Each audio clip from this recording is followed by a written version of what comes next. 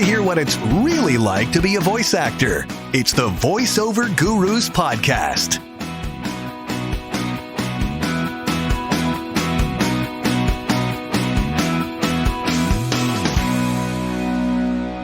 Awesome. All right. Well, thank you for joining me today.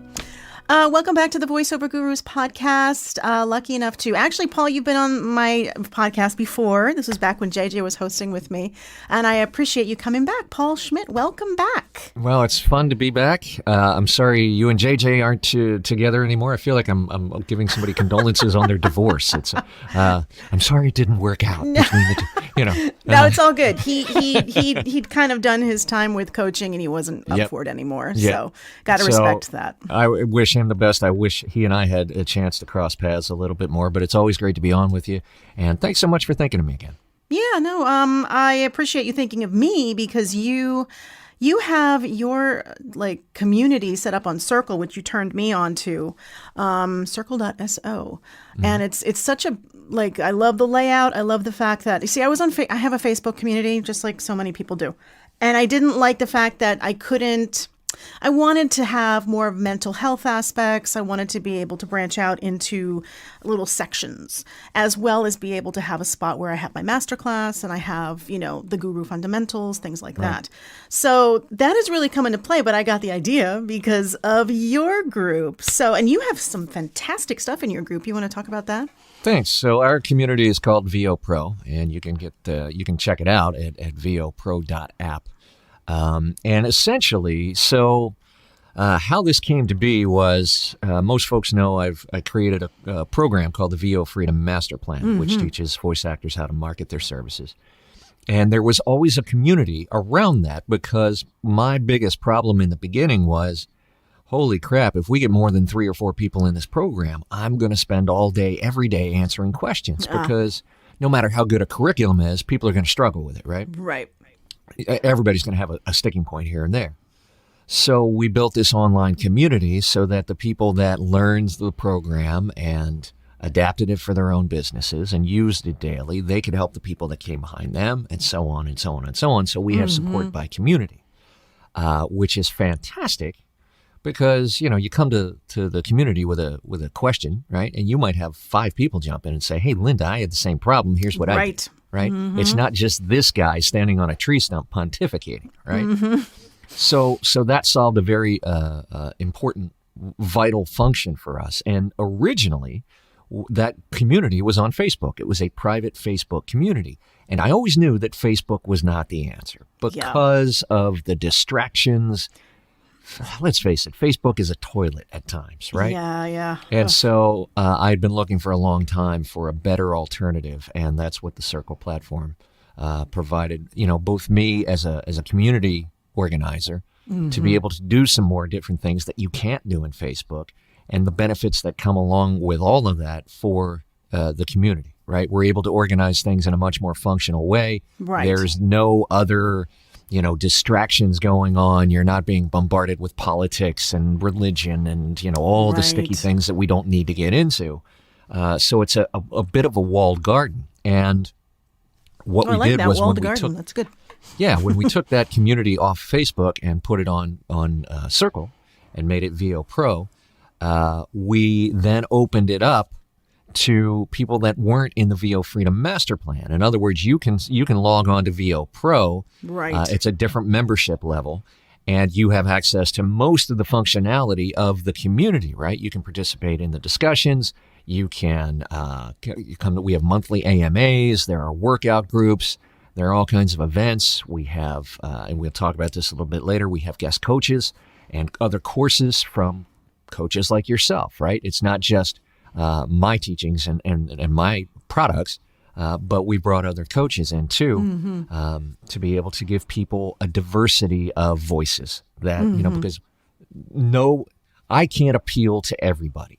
The way that I speak, the way that I teach is not going to make sense to everybody. Sure. Coaching is 80% fit, right? Yeah. So people that may listen to my stuff and go, I don't know what the hell this guy's talking about, may respond to somebody else, right? Yeah. And that's true for performance coaches too, which I don't do. So we were able to offer a lot of things in the context of this community that we weren't able to offer in the old private Facebook group. Now, we still have a public, free Facebook group called VO Freedom. And we try and answer questions there, in a general sense, and we're building a good sense of community there as well. So there's a lot going on. Yeah, I'm thinking with the Facebook group that we have now, it is private as well, but I'm thinking of switching it and making it public since now the Circle community exists. Right. But so what types of spaces do you offer in the community that you have? So first of all, what we do, there are a number of different things that we hold as core values, right? You talked about mental health before, and that's one of our core values in the community. And to sort of ritualize a practice around that, we have three main rituals in our community. One is called Monday Goals, where we set down our intentions for the week, and we try and keep that really focused on the actual behaviors that we're going to execute during the week that will move the needle, right? It's not always the sexy stuff. Sometimes it can be super mundane and small. I'm going to send out 10 marketing emails today, right? Right. I'm going to talk to a new coach today, whatever it might be.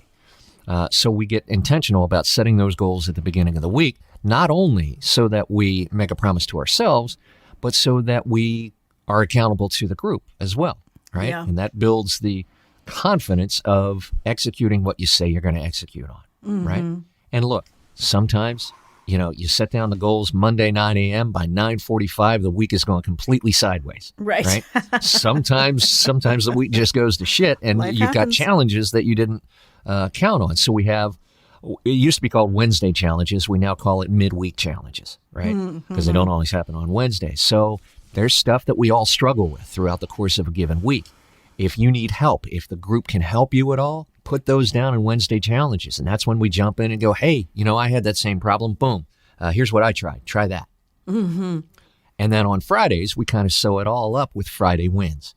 And the idea behind Friday wins is, look, you've been doing this for a long time, and you don't have to have been doing this for a long time to know that we deal with a shit ton of rejection. I like to call it, as Emma O'Neill does, lack of selection, right? So I think if we don't make time to regularly check in with ourselves and go, you know what, I did make progress this week. Right. It might have been 1%, but I made progress this week. So we post our Friday goals. I have I sound like a dad when I say this, but I always post big or small, post them all, because it doesn't matter how small they are as long as you move the needle forward a little bit. Yeah, exactly. Right? Agreed. So that I think is a big contributor to mental health, to acknowledge our own progress, which a lot of people will not do. Yeah. They have a limiting belief around, if I acknowledge my own progress in any way, I'm patting myself on the back. Yeah. And there's a huge difference, right? That's Acknowledging progress and acknowledging the work that you put in is way different from chest thumping and patting yourself on the back and all that other stuff. Right. I think there's some confusion sometimes with that. I think so too. And on the reverse side, it gives others the opportunity to celebrate your progress, right? Yeah. And we cheer each other on in that group. And that also leads to better mental health. We've been the group just started like a couple weeks ago. So I'm just still trying to get my existing audience on board with it. So it's a slow build, and it's fine because I'm loving who's coming and I'm loving who's getting involved. But I started a weekly script challenge, and it's called Who Read It Best. Nice. Yeah, and since we are performance coaches, my focus is performance. It's not marketing. It's not studio editing. I leave that for you, the other pros, to cover. So for us, it is about performance and acting and how to connect with the script. So it's been kind of cool, actually. I posted on Monday, and then people post their try at it. And then everybody votes on who they like the best, and then we have a winner. That's awesome. Yeah, and it's like there's no prize, just the bragging rights of, hey, I did it this week. And folks are getting feedback that they normally would not get.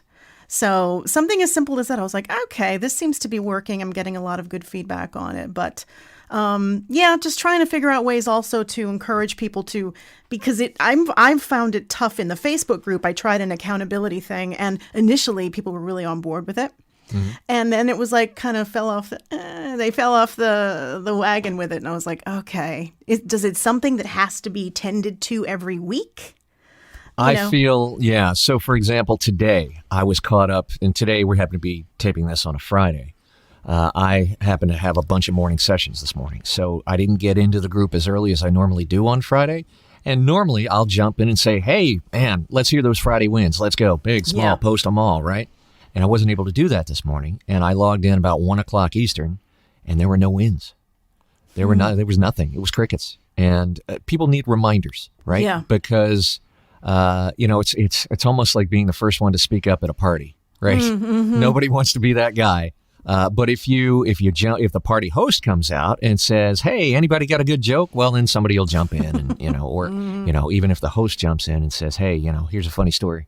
Funny thing happened on the way to the party," then everything unlocks and everybody joins in. So, but it's important that you do it every week, right? It is, because that makes it a ritual. It makes it a habit. And it makes it consistent. Right? Yeah. I'm a huge believer in habits. Anybody in my group knows I'm a massive fan of James Clear's Atomic Habits book. That's a great book, yes. Because to me, my life changed when I understood the value of consistency. That's not to say that I'm perfect at it. It's to say that I recognize the value of it, and it's something I strive for, and I'll never be perfect at it. Right? People think, coaches always have it all locked up. No, we don't. We're striving like everybody else, but I've learned some lessons along the way that I feel like I can pass on to other people too. Well, we learn what our flaws are as well. I'm a big fan of routines. I set up routines, but it's like if I'm out of my routine, then I get a little wonky. Like I forget stuff because I'm this. I know that when I get up at 7 a.m., I have to go do this. I have to go do that. And if like my husband does it instead, I get all like screwed up because I'm like, wait a minute, it's not part of my routine. Yep. And I realize now that keeps me organized because I know what I'm going to do. It's when I get distracted that the trouble starts, and then next thing you know, I'm off doing laundry and, taking down Halloween decorations like I was this morning, so. And we're all susceptible to distraction, right? I think of it this way, Linda. It's a lot like meditation, right? The goal of meditation is not to not think. It's to understand that you will have a thought. And when you do, you just observe it, let it go, and bring it back to the present, right? Yeah. We're always going to have distractions. Okay, I acknowledge it. I got distracted. Let's bring it back to what I'm supposed to focus on. Right. There's no self-flagellation. There's no beating yourself up. There's, oh, God, I'm so unfocused. I can't get anything done. No, you just bring it back and start over. I think my mistake was in the Facebook group was that the accountability I was just doing monthly. So we'd start and I'd say, we're going to check in 4 weeks or whatever. And, a lot of people did check in through the month and go, here's where I'm at. I wanted to do 50 auditions. I'm at 35. And then people were like, but then it's almost like there was no interest after that. So I'm thinking, okay, it must have been too long of a period.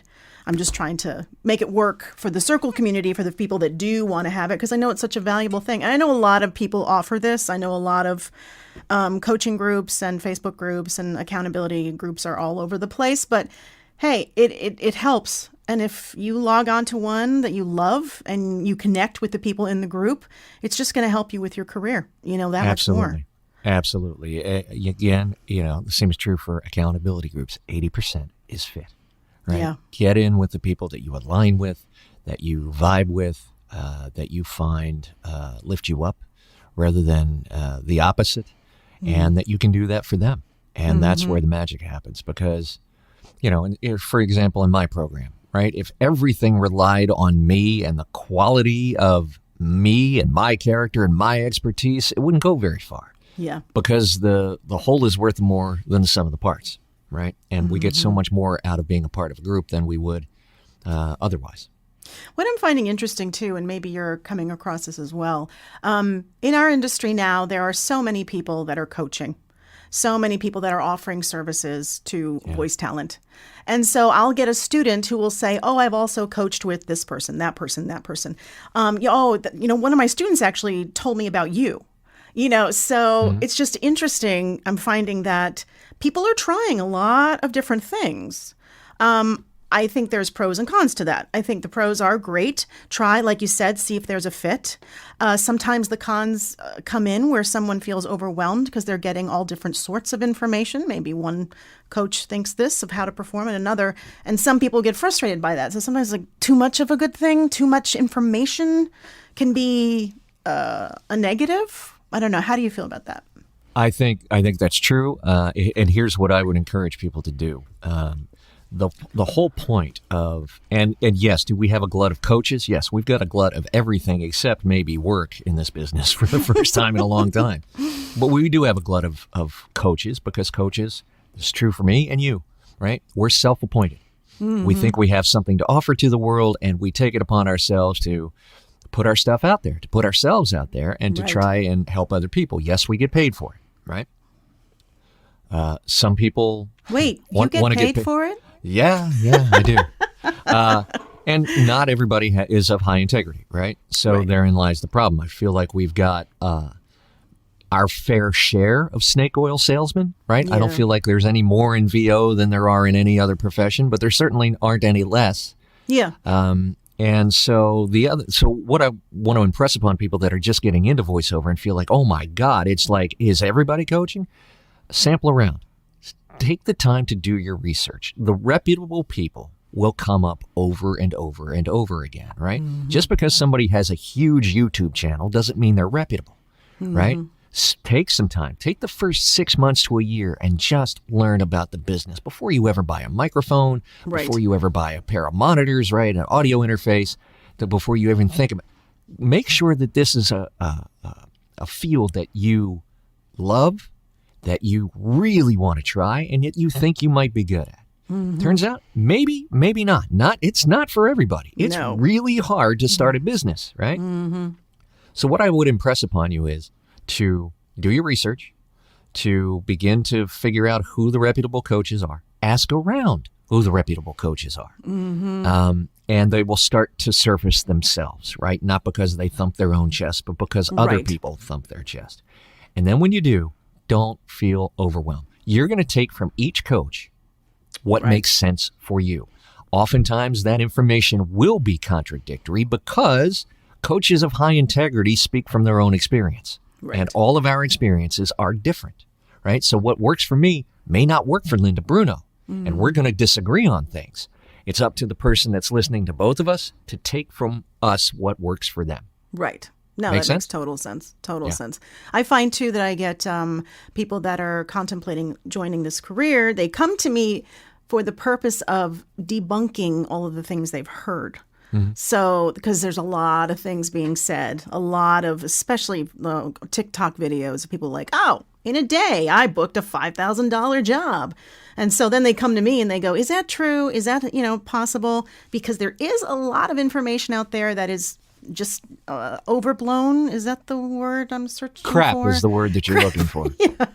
And I'm like, it's lies. It's all lies. But it's interesting because I'm like, gosh, I can't believe someone's touting that and just saying that it's just going to be like that. So I'm proud to be the one. I said I'm the one that bursts your bubble. I will be the one that tells you the truth. People tell me the same thing I'm sure they tell you is that, you're no nonsense. You're very blunt and sometimes overly blunt. And I think to myself, you know what? I would rather be very blunt with the truth than very blunt with a lie, right? Mm-hmm. Now you're getting my truth through my lens. I completely acknowledge that. But, there's a difference between somebody who may see things a little bit differently from me, right? And have a different technique, a different way of working, whatever. And somebody that's just trying to sell you a bag of air, right? For example, my program, it's just not open to anybody with a credit card. You can't go online and when I say my program, I'm talking about the VO Freedom Master Plan. VO Pro, yes, we will take anybody because we feel like the value is in the community and the things that we offer, which are open to everybody. VO Freedom Master Plan, rather, I've got to make sure I can help you. It's a significant investment, right? I'm not going to take your money if you're not in a position where when you spend that money with me, you're not going to get any value out of it. Either you're too new, you don't, like your demos or your website aren't up to snuff and you're not marketable yet, right? Mm-hmm. Maybe you have the talent, but if you're not marketable and you spend all this money on learning how to market, it's going to go down the drain, right? Maybe you're already killing it and you don't need my help, right? We're going to have that conversation either way. So I try to bring high integrity to everything I do to fight the fair amount of misinformation that's out there. And I think culturally we have less of a regard for truth than we did 15 years ago. Yeah. Yeah, I could see that. I try to do follow a similar thought pattern there with students that come to my studio here on Long Island, because I will say to them, I'm not saying anybody else should do this, but I am not a stickler for if someone needs to cancel, and if they need to cancel 10 minutes before the lesson, I'm fine with it, and I'm not going to penalize you. For the simple fact that A, I have other stuff to do, I probably have to go do a voiceover, and B, life gets in the way, and I'm not going to sit there and say, well, I'm going to be taking your money regardless just because something happened. That's me. I am not saying that anybody else should be doing that. Another thing I say, do not come to my studio if you're not feeling well. If you have the slightest bit of congestion, why waste that hour that you have paid for with me recording you if you're not at your peak? And then when I tell people that, it's like they're shocked. They're like, really? I'm like, yeah. I'm not in this just to be like, let me just teach you some stuff and take your money. I want you to accomplish the goals that you've set out for yourself, be it a demo, be it creating characters for something. I mean, so anyway, I'm a big stickler for people that are like, no, you're going to be penalized because you did this and this and this. But that's just how I roll. So, right. You know. No, I know JMC has the same policy. If you cancel, hey, I've got plenty else to keep me busy. I don't do one-on-one coaching, so I don't have that consideration. But I have, for example, when people sign up for a free strategy call for the master plan, I do have a little line in there that says, I acknowledge that canceling or not showing to the appointment without advance notice is rude and unprofessional, and I won't do that. I just have them check a little box. That just makes them accountable because that's good. Before I had that little checkbox, probably 30% of the people that booked an appointment just wouldn't show up. Yeah. Right? Yeah. And that now I've set aside that time for you. And yes, I have other things I can do, but I've set aside a time not only to do the appointment, but to go through, review your application, right. your demos, your website, right? I come prepared. Yeah. So if I'm going to waste that time, now you've put me in a hole, right? So I'm big on accountability too. I think too, I get people come for free visits to see the studio. And it's like a quickie evaluation too. I'll have them read something because if they're going to come down here, they need to see the studio and they need to see the area. But I do have probably 20% that will not show up or call. And then so I'll have my assistant, she'll call and usually gets voicemail. But as far as I'm concerned, I don't want to work with you. If you can't even call to say, I'm running late, I can't make it, whatever, then no way. You've already shown, your true colors. You've already shown your interest in this. Absolutely. Look, there are times when life truly gets in the way and you have a true emergency and it becomes not a priority to call that person you had an appointment with. Somebody may get into a car accident, like awful stuff happens.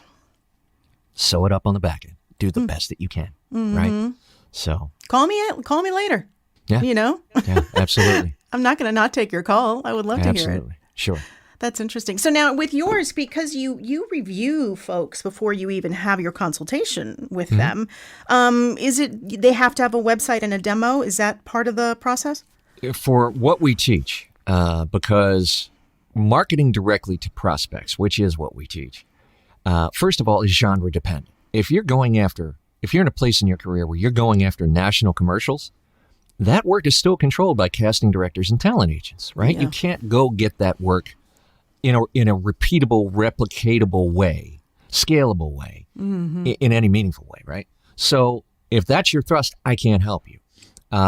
Animation is the good animation. I'm not talking about independent stuff or student projects, but, Crunchyroll, Nickelodeon, things like that. Again, still handled by casting agents, casting directors and talent agents. Right. So where I can help you is genre specific. So I need to make sure there's a good fit there in the first place. So two of the requirements are you have to have we'll call it a pro level website. What I mean by that is it can't look like your, 9-year-old slapped it together last week on a website builder. It has to have a certain amount of professional, has to be marketable. right? Gotcha. And secondly, you have to have a commercial demo and a narration demo. Ah, okay. Because those are the two staples you're going to need to really get started. Could you get work just based off a commercial demo? Yes. Could you get work based just off a narration demo? Yes. Now, by Having the narration, two- are you including, is it corporate narration you're referring to? Generally, Industrials? yes, because Okay. that's the lower hanging fruit when you're learning to market your service is going to be the corporate stuff, the whiteboards, the explainers, things like that. That work is also becoming a little bit harder to get because of AI. This is another reason I need to hear that narration demo, because if you sound like AI, you're not marketable. Right. So you've got to have a certain amount of training, and sometimes that's numerical, right? Sometimes, like I ask people when they apply for a strategy call, do you have at least 6 months of training, right? I don't want you to have gone through a weekend webinar and gotten a demo at the end and come to me. Right. You're not marketable. You don't know your fifth point of contact from a hole in the ground, right? Yeah. So I try and vet people in that application process before we speak. At the very least, when I come to that appointment, I've got a little bit of a frame of reference, and I know at a very high level whether I think you're going to be marketable or not. Sometimes I know, sometimes I don't. And that's where we have that half-hour discussion to dig more into you and your journey, Gotcha. What your trajectory is like, what your interests are, where your passions lie, what your restrictions are, right? Maybe you have a full-time job. Maybe you're taking care of an elderly parent, right? Everybody's got stuff. So I need to understand your entire picture before I go, yes, I can help you. No, I can't help you. So it's a holistic approach. Tries to be. Yeah. Doesn't mean I never blow it, but we've got about 140 students in the program, and I can say that on well less than one hand, I can count the people that went, you know what, this isn't for me. I don't want to do the work. Yeah. Right? My vetting process will never be perfect, and I'm okay with that. That sounds good. So one quick thing that happened to me this week that I will Okay. share with you. It's AI related. Okay. As I love your pillow there, FUAI. So I'm a voice for Costco. And so I've been working with them for years and years and years. And the producer sends me two spots to do, this week. And he sends me a scratch track. It's usually him doing the scratch track. This case, he sends me a scratch track. I swear to you, Paul, I thought it was me manipulated. And I'm like, oh my God, this voice, this AI voice, it sounded AI, but it still had my vocal qualities. Like somebody ripped it off, which God knows what happened. And so I emailed him and I said, that is really creepy, what you sent me. And he said, no, he goes, it's actually job security for you because I want them to hear the spot with more similar to your voice than my voice. So that way they can really get an idea of what it's like. Now I've been working with him for God knows how many years and years and years, but it creeped me out like big time. Yeah, Big time. we did an interview several months ago now with an Irish voice actor named Remy Michelle Clark, who at the time believed that her voice had been stolen by a site called revoicer.com. And as it tragically turns out, she had signed a contract with Microsoft, and Microsoft had very legally resold her voice data to Revoicer. And so now, Remy is one of the most courageous people I know because she now has the courage to tell that story, even though it brings her potential, criticism and embarrassment and all that. She's trying to hold herself up as an example of what can happen when you don't take care of your contract work. But her voice was used, I shouldn't say stolen because that's not the case, by Revoicer. And yes, it sounds like Remy, but it doesn't have Remy's emotion. It doesn't have Right. Remy's, right? It doesn't have her artistic touch.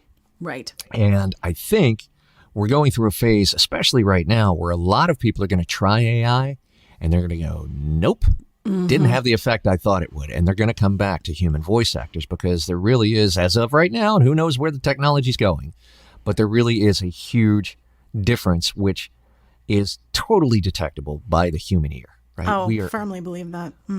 It's so ingrained. Human voice communication is so ingrained in our DNA. We can detect something that's inauthentic like that. Yeah. Right. Well, I was able to do a little comparison because the scratch track was a robotic version of, I guess, what sounds similar to me. And then I voiced the spot. And I was like, oh, man, not that I'm patting myself on the back, but I'm like, the voice spot by a human sounded so much better. And it was so obvious, too. I mean, it was just obvious that it was a robotic voice. Right. Maybe 5 years down the road, 10 years down the road. But as far as I'm concerned, emotions need to play into every performance.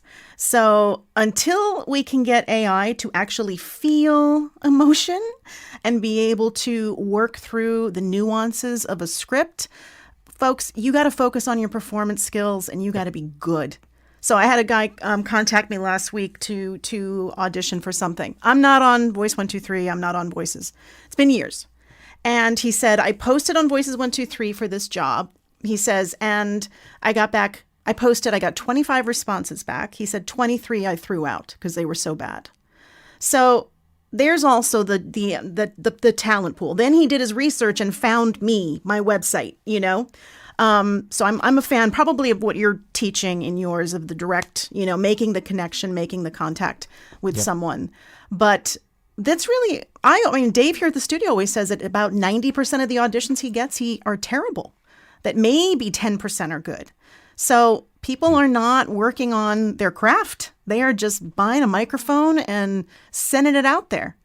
I think there are a couple of forces at play there, too. I think one is COVID-19. We had a huge influx of people who either, for whatever reason, didn't get trained or didn't get sufficiently trained. And there was a huge bubble there. So not only did we have more voice actors than ever before, we had more untrained and undertrained voice actors than ever before. And I think part of the effect that AI is having is that it is changing the frame of reference, especially to new voice talent. And they think that's where the bar is. Well, as long as I can be as good as that, I'm okay. And that's not the case, because I'm hearing anecdotally now on the pay-to-plays, and again, I'm not on them, but I'm hearing that, producers are now rejecting voice talent that are actual humans because they sound like AI, right? They sound just as bad. Because they didn't bother training, they didn't bother practicing, they just turned on that Blue Yeti mic and decided, hey, I'll figure it out. Mm-hmm. And that hasn't happened. And it isn't just taking one course. In 6 weeks, I'm a voice talent. That's right. It's like we're talking months and years, people. Yep. Months just to get baseline competent, right? Just to be able to compete. And then it takes years to get good, really good, and excellent. Yeah. Exactly. Totally agreed. I know we're of like mind. Speaking of your site and the Circle community you have, you decided to partner up with some coaches. I'm proud to say that I'm on your site. I am too. I'm proud to say that too. So we have some guest coaches now. So, and that takes a number of different forms. Actually, two main forms. One is we're able to offer the courses that a coach may have. We've got 2 of your courses within VO Pro that people can sign up for and purchase right through enroll in right through the platform. And then we also have the opportunity for somebody to reach out and book private coaching with many of those coaches. Now, for example, that's not true for everybody. Jordan Reynolds offers a couple of great tech courses, but he does not do one-on-one coaching. Mm-hmm. So we don't offer that. At one time he did. He doesn't do it anymore. So we're able to be as flexible as we can be with coaches and offer what we can because, again, it's about, my voice shouldn't be the only one out there. Right. So I'm actively trying to get coaches that I respect and that I know are of high integrity. Carrie Olson's another. Tina Morosco is another for my money, Tina Morosco is the best commercial coach in the country. Wow. Bar none. She is just amazing. Because she's on both sides of the glass, right? Yeah. She's a casting director. She's also an amazing voice talent. Really, so she's on all 3 sides of the glass, if it's a prism. And it's gratifying to me to be able to turn somebody on to a coach that helps them, right? And so, we got about a half. Dan Friedman is also one of our coaches now. Trying to think if I'm leaving anybody out.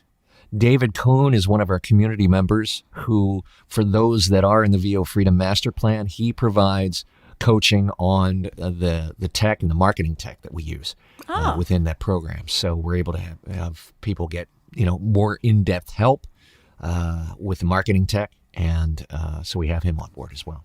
And now with the coaches that are listed, basically, as long as they're a VO Pro member of your program, then they can get the discounts.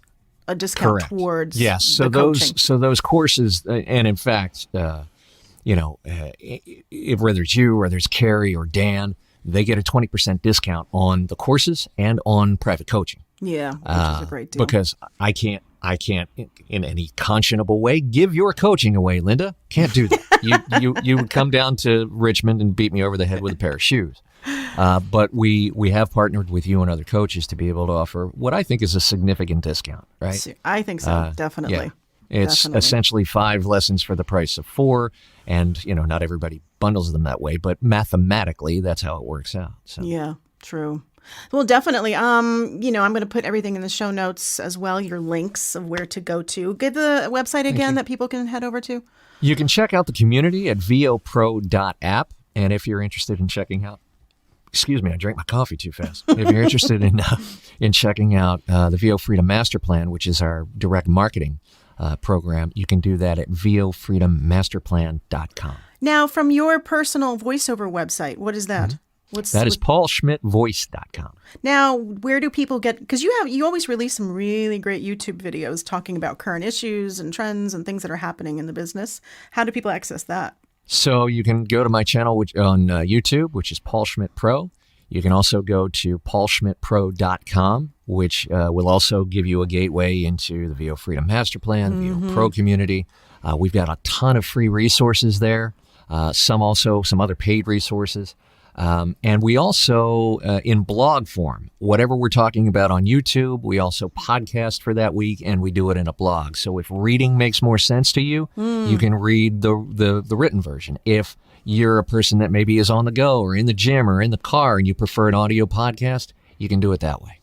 Well, thank you for providing so much valuable, information and resources for voice talent. I try. I don't always hit the mark, but you got a lot going. It's fantastic. Thanks. I love it. I love it. You too. And thank you for partnering with us in the VO Pro community. It's meant a lot to me, and I appreciate being able to work with you and the other coaches in there to just try and get the best information in front of the people that fit with you. Yeah, so that's all we can do. We can try and offer it. Well, thank you again for joining me on this episode of the Voiceover Gurus podcast. I'm still a little bit mad at you that I didn't get to run into you at Uncle Roy's this year. I know. I had flooding in my basement, some freak Lame rainstorm. Excuse. Yeah, Lame. I know. The wall coming in. Yeah. Little foundation work, and you can't make a party. Yeah, it's true. I know. Next time for sure, because I know I was disappointed as well. But, I'm sure you were, and I'm just giving you a hard time. I know. Well, thank you, Paul. Thank you, Linda. All right, that wraps up another episode of the Voiceover Gurus podcast. Head over to voiceover.guru. Oh, join my circle community. We have the other coaches in there chiming in and voting on your reads. And the link is there on the website. And we're also sending out email blasts and things like that. But again, thank you, everyone. Have a great rest of your day. Thanks for listening to the Voiceover Gurus podcast. Real talk about the voiceover industry. Learn more about us and get coaching at voiceover.guru.